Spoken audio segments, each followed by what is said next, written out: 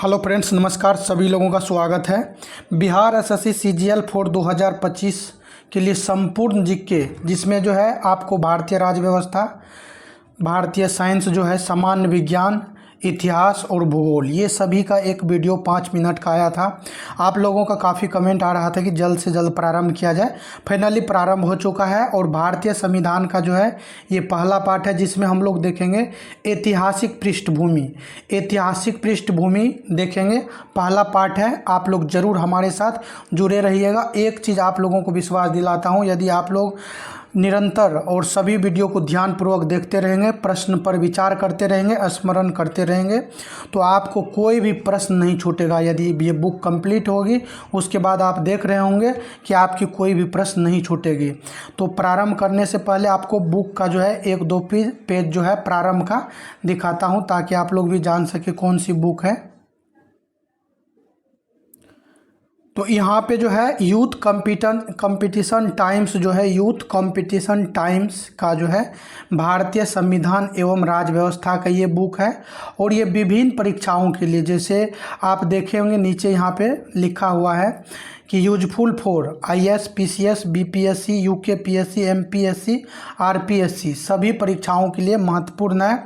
और पीडीएफ यदि कोई लेना चाहेंगे तो मैं सूचित कर देना चाहता हूं कि पीडीएफ के लिए आपको एक ग्रुप बनाएंगे और आपको अगले नेक्स्ट किसी वीडियो में उसका लिंक दे देंगे। तो आपको पेज वाइज जो है आपको उसका पेज मिल जाएगा और पूरी पीडीएफ एक ही बुक का है। तो ये कंप्लीट होने के बाद आपको लास्ट में मिल जाएगा।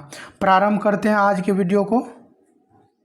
सूची में जो है भारतीय संविधान की जो है ऐतिहासिक पृष्ठभूमि, उसके बाद संविधान निर्माण के प्रमुख उद्देश्य, संविधान निर्माता, यानी एक एक टॉपिक को जो है बहुत ही अच्छे तरीके से कवर किया गया है। कोई भी प्रश्न छूटने की कोई संभावना नहीं है। तो यहाँ से आपका जो है पहला जो चैप्टर है भारतीय संविधान की ऐतिहासिक पृष्ठभूमि, इसमें कुछ चीज़ यहाँ पे ध्यान देना है आपको। बस 1-2 लाइन दिया गया है, इसको आपको ध्यान में रख लेना है, ताकि यदि प्रश्न यहाँ से बनता है तो कोई प्रश्न नहीं छूटेगा।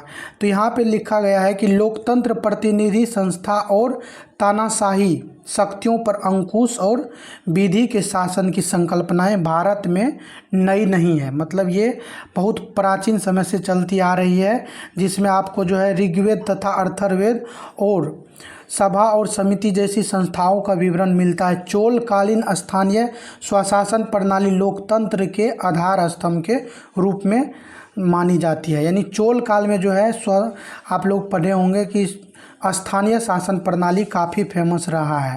तो ये चोलकालीन है। फिर प्लासी का युद्ध 1757, रेगुलेटिंग एक्ट जो है 1773, इन सभी के बारे में जो है बताया गया है कि संविधान के लिए ये प्रमुख रहा है। यहाँ पे जो है एक शॉर्ट जो है चार्ट बनाया हुआ है भारत में संवैधानिक विकास। तो ये एक बार देख लेंगे और फिर डिटेल से सभी को देखेंगे। तो रेगुलेटिंग एक्ट जो है, रेगुलेटिंग एक्ट 1773 में आया था। उसके बाद पिट्स इंडिया एक्ट 1784 में।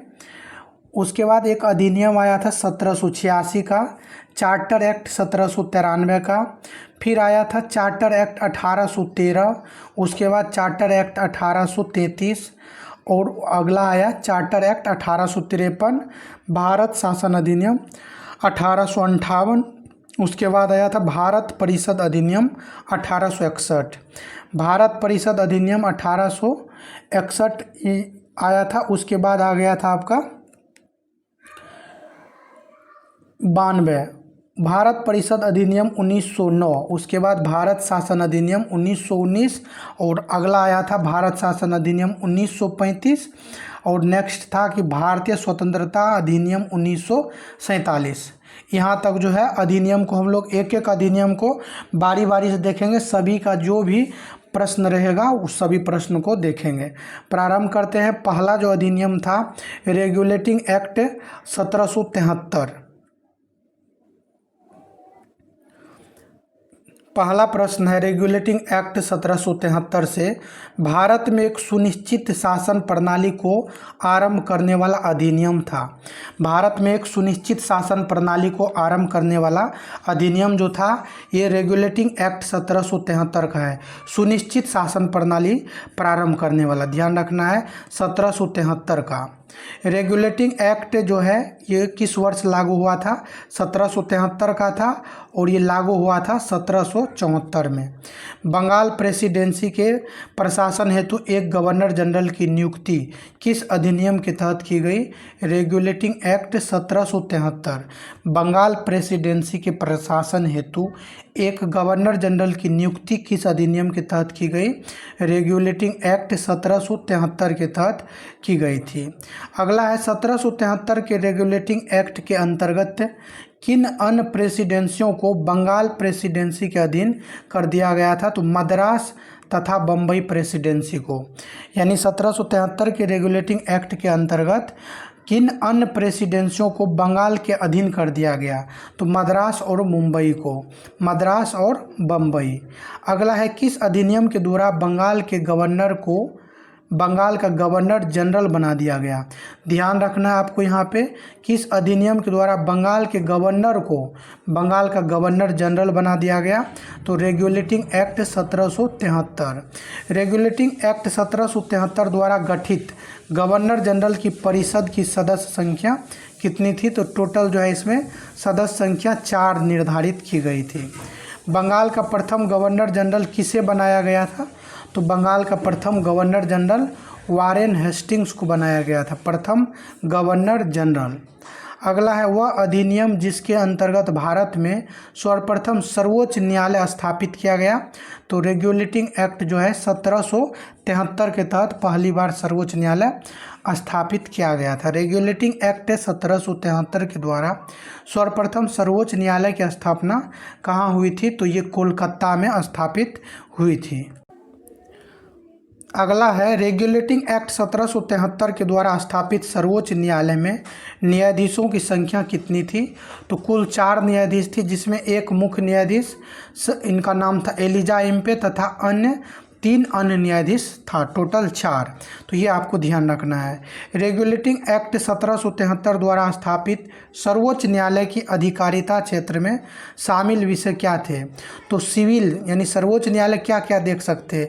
सिविल मामला को, आपराधिक मामले को और साथ में नौसैनिक मामलों को। सिविल, आपराधिक, नौसैनिक, तो ये सभी चीज़ आपको ध्यान रखना है, क्योंकि पूछ लेगा कि रेगुलेटिंग एक्ट 1773 के द्वारा निम्नलिखित में से कौन सा अधिकार क्षेत्र शामिल नहीं था? तो ये 3 रहेगा, चौथा कोई एक दे देगा। तो सिविल, आपराधिक और नौसैनिक मामला जो है ये तीनों शामिल था।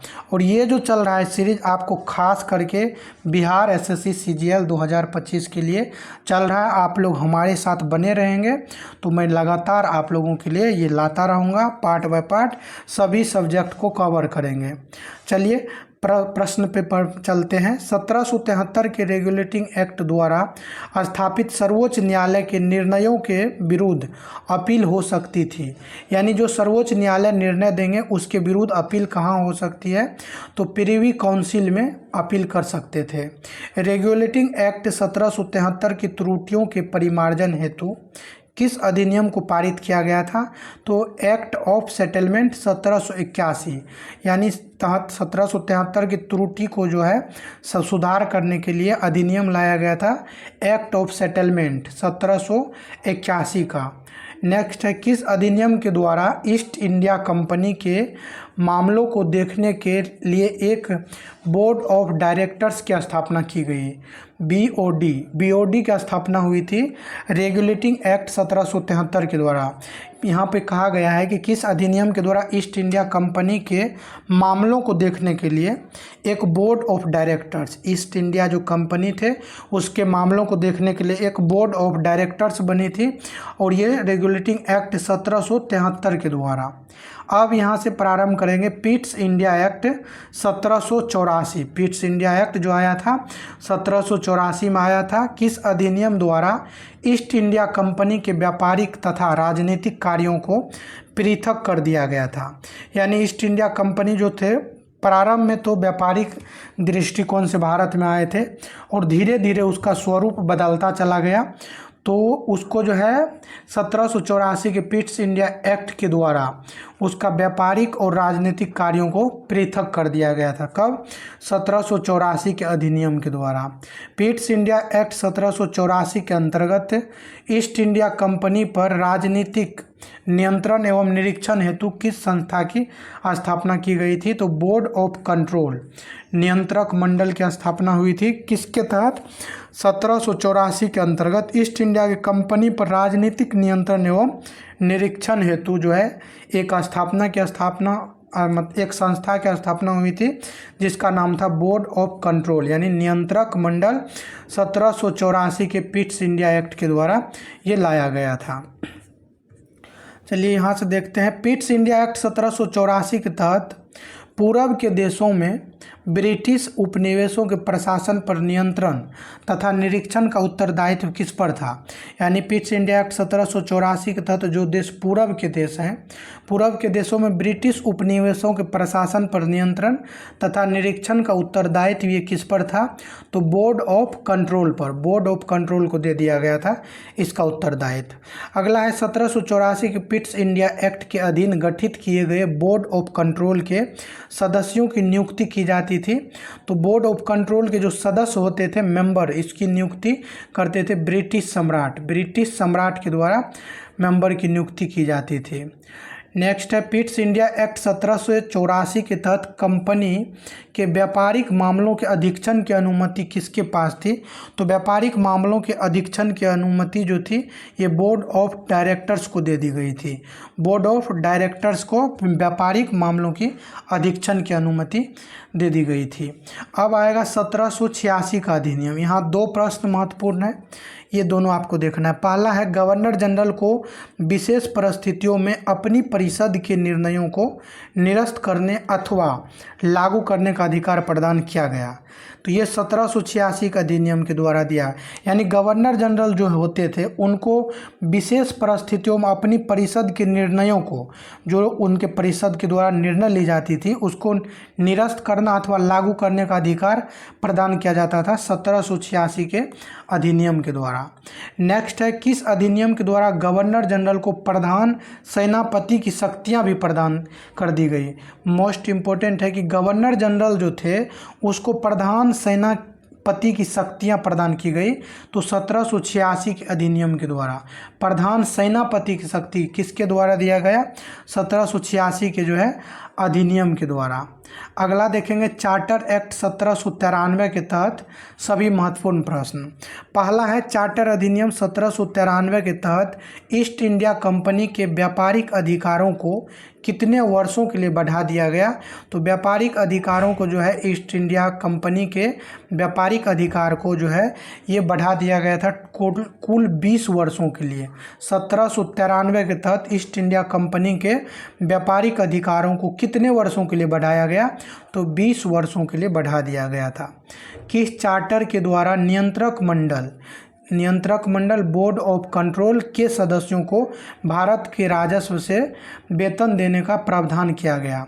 तो ये जो बोर्ड ऑफ कंट्रोल था, नियंत्रक मंडल, जो 1784 के पिट्स इंडिया एक्ट में प्रारंभ किया गया था, तो उसके सदस्य को जो है भारत के राजस्व से वेतन देना प्रारंभ किया।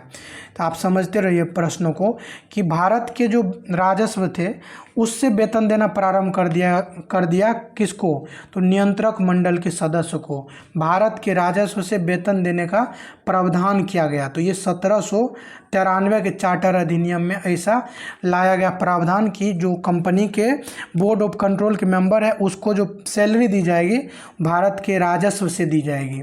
कार्य कर रहे हैं ब्रिटेन के लिए, वहाँ की कंपनी के लिए, लेकिन पेमेंट दे रहे हैं भारतीय राजस्व से। तो ये चीज़ आपको ध्यान रखना है। अगला है किस चार्टर के द्वारा यह स्पष्ट किया गया कि गवर्नर जनरल बंगाल में अपनी अनुपस्थिति के समय परिषद के असैनिक सदस्यों को अपने परिषद का उप प्रधान नियुक्त कर सकता है? यानी ये कहा यह गया है कि किस चार्टर के द्वारा यह स्पष्ट किया गया कि गवर्नर जनरल जब बंगाल में अपनी अनुपस्थिति, यानी वो अनुपस्थित रहेंगे तो अनुपस्थिति में चार्ज किसको दे के जाएंगे? परिषद के असैनिक सदस्य को अपने परिषद का उप प्रधान नियुक्त कर सकता है। तो चार्टर अधिनियम 1793 में कहा गया था कि अनुपस्थिति में जो है उप प्रधान नियुक्त कर सकते हैं। 1793 में ये लाया गया। किस अधिनियम के द्वारा बिना लाइसेंस के शराब की बिक्री पर रोक लगा दी गई? काफ़ी इम्पोर्टेंट प्रश्न है खास करके बिहार के लिए, क्योंकि शराब की जो है बिक्री पर प्रतिबंध लगा दी गई थी। किस अधिनियम के द्वारा? तो 1793 के चार्टर अधिनियम के द्वारा शराब की बिक्री पर रोक लगा दी गई थी। चलिए नेक्स्ट अब देखेंगे हम लोग चार्टर एक्ट जो है आपका 1813। यहाँ से सभी प्रश्नों को देखेंगे। पहला प्रश्न है, किस चार्टर द्वारा सभी अंग्रेज व्यापारियों को भारत से व्यापार की छूट प्रदान करने का प्रावधान दिया गया? यानी किस चार्टर के द्वारा सभी अंग्रेज व्यापारियों को भारत से व्यापार की छूट प्रदान करने का प्रावधान किया गया? जो भी अंग्रेज व्यापारी थे व्यापार करने के लिए छूट प्रदान करने का उपबंध प्राप्त किया 1813 के चार्टर के द्वारा। भारत में ईसाई धर्म के प्रचार की अनुमति प्रदान की गई तो 1813 के चार्टर अधिनियम के द्वारा। किस चार्टर के द्वारा भारत में शिक्षा पर ईस्ट इंडिया कंपनी को 1 लाख रुपये वार्षिक खर्च करने का प्रावधान किया गया? तो 1 लाख रुपये वार्षिक खर्च करने का प्रावधान आया था 1813 के चार्टर अधिनियम से। और इम्पोर्टेंट प्रश्न है, इसको ध्यान रखना है आपको। किस अधिनियम के द्वारा ब्रिटिश संसद ने चाय और चीनी के साथ व्यापार को छोड़ करके, यानी ब्रिटिश संसद जो है चाय और चीनी के साथ व्यापार को छोड़ करके, चाय और चीन, यहाँ ध्यान देना है, चीनी नहीं है चीन है, चाय और चीन के साथ व्यापार को छोड़ करके ईस्ट इंडिया कंपनी के भारत के साथ व्यापारिक एकाधिकार को समाप्त कर दिया। तो ये 1813 का चार्टर एक्ट था जिसमें यह नियम लाया गया था कि चाय और चीन के साथ जो है व्यापार को छोड़ करके, यानी ब्रिटिश संसद ने ईस्ट इंडिया कंपनी के भारत के साथ व्यापार एकाधिकार को समाप्त कर दिया। तो 1813 के चार्टर एक्ट में लाया गया था कि चाय और चीनी के साथ व्यापार छोड़ करके बाकी को समाप्त करते हैं। 1813 में यह प्रावधान लाया गया था। चलिए अगले पेज की ओर चलते हैं। अगला है चार्टर एक्ट 1833। 1833 के चार्टर एक्ट, इसमें पहला है ईस्ट इंडिया कंपनी के सभी वाणिज्यिक एकाधिकार कब समाप्त कर दिए गए? तो 1833 के चार्टर एक्ट के द्वारा सभी वाणिज्यिक यानी व्यापारिक एकाधिकार को समाप्त कर दिया गया। तो 1833 के तहत 1813 में चाय और चीन के साथ छोड़ दिया गया था, लेकिन 1813 में जो है सभी वाणिज्यिक एकाधिकार समाप्त कर दिया गया। किस अधिनियम के द्वारा बंगाल के गवर्नर जनरल को संपूर्ण भारत का गवर्नर जनरल बना दिया गया? तो 1813 के चार्टर एक्ट के द्वारा बंगाल के गवर्नर जनरल को संपूर्ण भारत का गवर्नर जनरल बना दिया गया। और ये जो है प्रथम गवर्नर जनरल कौन बने थे? Lord William Bentinck. यानी आपको 1793 का जो अधिनियम आया था, 1793 नहीं 73 का जो अधिनियम आया था, उसमें बंगाल के गवर्नर को बंगाल का गवर्नर जनरल बना दिया गया, यानी वहाँ पे जनरल लाया गया। और 1833 के अधिनियम से बंगाल के गवर्नर जनरल को भारत के गवर्नर जनरल कर दिया और भारत के प्रथम governor general Lord William Bentinck बने। अगला है वह चार्टर जिसने बम्बई तथा मद्रास की परिषदों की विधि निर्मात्री शक्ति समाप्त कर दिया। यानी बम्बई तथा मद्रास की जो परिषदों की विधि निर्मात्री यानी परिषद के द्वारा विधि निर्माण करने की शक्ति जो था उसको समाप्त कर दिया 1813 के चार्टर एक्ट। तो यहाँ पे समाप्त करने की बात कही गई है, तो ये ध्यान रखना आपको। अगला है चार्टर एक्ट 1833 के किस धारा में यह उपबंध किया गया कि किसी भी भारतीय को धर्म, जन्म स्थान, वंश तथा वर्ण के आधार पर सरकारी सेवा के लिए अयोग्य नहीं माना जाएगा। बहुत ही महत्वपूर्ण यहाँ पे दिया गया है, तो आपको ध्यान रखना है कि किस अधिनियम के तहत यह उपबंध किया गया था कि किसी भी भारतीय को धर्म मात्र यानी किसी भी भारतीय को मात्र धर्म, जन्म स्थान, वंश तथा वर्ण के आधार पर सरकारी सेवा के लिए अयोग्य नहीं माना जाएगा। तो ये 1833 का अधिनियम था और इसमें धारा जो था 87 धारा 87 के तहत यह प्रावधान किया गया था कि मात्र धर्म, जन्म स्थान, वंश तथा वर्ण के आधार पर सरकारी सेवा के लिए अयोग्य नहीं माना जाएगा। अगला है किस चार्टर एक्ट के द्वारा यह सुनिश्चित किया गया कि भारतीय क्षेत्रों का प्रशासन अब ब्रिटिश सम्राट के नाम से किया जाएगा। यानी कौन सा चार्टर एक्ट है जिसके तहत सुनिश्चित किया गया कि भारतीय क्षेत्रों का जो प्रशासन है वह ब्रिटिश सम्राट के नाम से किया जाएगा। पहले तो कंपनी के नाम से चल रहा था, तो ये जो है ब्रिटिश सम्राट के नाम से किया जाएगा। चार्टर एक्ट 1833 में ये प्रावधान लाया गया था। अगला है किस चार्टर एक्ट के द्वारा भारत में दास प्रथा को गैर कानूनी घोषित किया गया। दास प्रथा को 1833 के चार्टर एक्ट के तहत गैर कानूनी घोषित किया गया। गवर्नर जनरल की परिषद में एक विधि विशेषज्ञ चौथा सदस्य के रूप में जो है प्रावधान किया गया था चार्टर एक्ट 1833 के द्वारा। पहला विधि विशेषज्ञ किसे नियुक्त किया गया था, तो ये मैकाले को नियुक्त किया गया था। अब आएगा चार्टर एक्ट 1853। तो पहली बार किस एक्ट के द्वारा गवर्नर जनरल के विधायी व प्रशासनिक कार्यों का विभाजन किया गया था। तो पहली बार जो है किस एक्ट के द्वारा गवर्नर जनरल के विधायी व प्रशासनिक, विधायी अलग और प्रशासनिक कार्य अलग का विभाजन किया गया चार्टर एक्ट 1853 के द्वारा।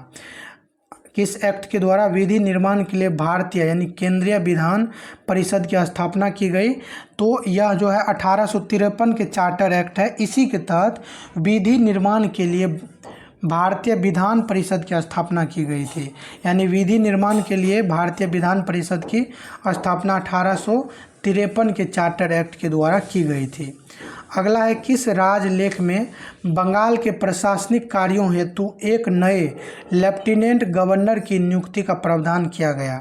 यानी कौन सा जो अधिनियम है जिसमें बंगाल के प्रशासनिक कार्यों हेतु एक नए लेफ्टिनेंट गवर्नर की नियुक्ति का प्रावधान किया गया। तो एक नए लेफ्टिनेंट गवर्नर की नियुक्ति का प्रावधान चार्टर एक्ट 1853 में किया गया।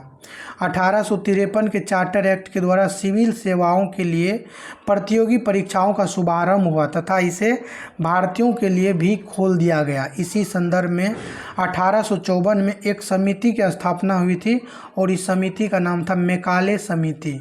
मैकाले समिति, ये ध्यान रखना आपको। भारतीय विधान परिषद में पहली बार क्षेत्रीय प्रतिनिधित्व का सिद्धांत आरंभ कब किया गया। तो भारत के जो विधान परिषद थे उसमें पहली बार क्षेत्रीय प्रतिनिधित्व का सिद्धांत आरंभ किया गया 1853 के चार्टर के अनुसार स्थापित विधान परिषद में क्षेत्रीय प्रतिनिधित्व, ये ध्यान रखना आपको।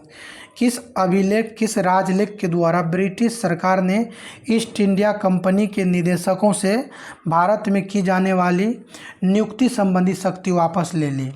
तो किस अधिनियम के यानी किस राजलेख के द्वारा ब्रिटिश सरकार ने ईस्ट इंडिया कंपनी के निदेशकों से भारत में की जाने वाली नियुक्ति, यानी जो ईस्ट इंडिया कंपनी के निदेशक थे वह भारत में जो नियुक्ति करते थे वो अधिकार ब्रिटिश सरकार ले लिया। 1853 के चार्टर एक्ट से जो है ये ईस्ट इंडिया कंपनी से ब्रिटिश सरकार अधिकार ले लिया। कौन सा अधिकार? नियुक्ति का अधिकार, ये ध्यान रखना आपको। किस अधिनियम द्वारा विधि सदस्यों को गवर्नर जनरल की परिषद का पूर्ण सदस्य बना दिया गया। यानी विधि के जो सदस्य थे उसको गवर्नर जनरल की परिषद का पूर्ण सदस्य बना दिया गया। 1853 के अधिनियम के द्वारा पूर्ण सदस्य बना दिया गया। चलिए अगला यहाँ पे भारत शासन अधिनियम 1858 आ रहा है। तो यहाँ पे ध्यान देना है, ब्रिटिश संसद द्वारा act for the better government of India किस वर्ष पारित किया गया। तो इसका नाम ध्यान रखना है, नाम है act for the better government of India. किस वर्ष पारित हुआ? तो ये 1858 में। भारत शासन अधिनियम 1858 को act for the better government of India के नाम से भी जाना जाता है और 1858 में पारित किया गया था। किस अधिनियम द्वारा भारत का शासन कंपनी के हाथों से ले लिया गया और उसको ब्रिटिश ताज के अधीन कर दिया। तो वहाँ ये जो है ब्रिटिश ताज के अधीन भारत, किस अधिनियम के द्वारा भारत का शासन जो है ये कंपनी के हाथ से चल रहा था, इसको सीधे ब्रिटिश ताज के हाथ में कर दिया। भारत शासन अधिनियम 1858 के द्वारा। भारत सरकार अधिनियम 1858 के तहत अब गवर्नर जनरल को वायसराय बना दिया गया और प्रथम वायसराय लॉर्ड कैनिंग को बनाया गया। तो यहाँ पे आप लोग अभी तक समझ रहे होंगे कि बंगाल के गवर्नर को 1773 में जो है बंगाल के गवर्नर जनरल बना दिया गया और बंगाल के गवर्नर जनरल को जो है भारत का गवर्नर जनरल 1833 में बना दिया गया और 1858 में जो है भारत के गवर्नर जनरल को भारत के वायसराय बना दिया गया। तो ये चीज़ आपको ध्यान रखना है। और प्रथम गवर्नर जनरल जो हैं कौन थे? Warren Hastings. और बंगाल के प्रथम गवर्नर जनरल वारेन हेस्टिंग्स और विलियम बेंटिंक भारत के प्रथम गवर्नर जनरल और प्रथम वायसराय जो है ये लॉर्ड कैनिंग है। चलिए अगला देखते हैं। 1858 के अधिनियम के द्वारा बोर्ड ऑफ डायरेक्टर्स तथा बोर्ड ऑफ कंट्रोल को समाप्त करके इनके समस्त अधिकारों को किसे दे दिया गया? तो 1858 के अधिनियम के द्वारा board of directors of board और बोर्ड ऑफ कंट्रोल को समाप्त करके समस्त अधिकार जो है ये भारत के राज सचिव के हाथ में दे दिया 1858 में। किस अधिनियम द्वारा निदेशक मंडल और नियंत्रक मंडल को समाप्त कर दिया गया? निदेशक और नियंत्रक मंडल को यानी board of directors board of control को समाप्त कर दिया 1858 के अधिनियम के द्वारा। अगला है 1858 के अधिनियम के तहत भारत सचिव की सहायता के लिए उपबंध किया गया था 15 सदस्यीय भारत परिषद। 1858 के अधिनियम के तहत भारत सचिव की सहायता के लिए यानी भारत के जो सचिव होते थे, सचिव के पद का सृजन इसी अधिनियम में हुआ। तो भारत सचिव की सहायता के लिए उपबंध किए गए थे 15 सदस्यीय भारत परिषद का। अगला है किस अधिनियम के द्वारा भारत के गवर्नर जनरल को भारत सचिव की आज्ञा के अनुसार कार्य करने के लिए बाध्य कर दिया गया? तो भारत के गवर्नर जनरल भारत सचिव की आज्ञा के अनुसार कार्य करने के लिए बाध्य हो गए थे 1858 के अधिनियम के द्वारा। अगला है भारत राज्य सचिव का ब्रिटिश संसद के प्रति उत्तरदायी होने का क्या कारण था? यानी भारत का जो राज्य सचिव था ब्रिटिश संसद के प्रति उत्तरदायी होते थे, इसका कारण था उसका ब्रिटिश मंत्रिमंडल का सदस्य होना। उसका जो है ब्रिटिश मंत्रिमंडल का सदस्य होना यही जो था कारण था। चलिए अगला देखते हैं। आपको यहाँ से भारत परिषद अधिनियम जो है 1861, तो इसको जो है अब हम लोग नेक्स्ट पार्ट में देखेंगे। भारत परिषद अधिनियम 1861 पार्ट 2 लाएंगे। 2 से 3 पार्ट में आपको जो है ये अधिनियम वाला कंप्लीट हो जाएगा। इसके बाद जो है फिर चलेंगे नए टॉपिक पे। तो सभी लोग हमारे साथ जुड़े रहिएगा। यदि आप चैनल पे नए हैं तो ज़रूर सब्सक्राइब कर लीजिएगा। अच्छा लगा होगा तो वीडियो को ज़रूर लाइक कीजिएगा। सभी लोगों को धन्यवाद।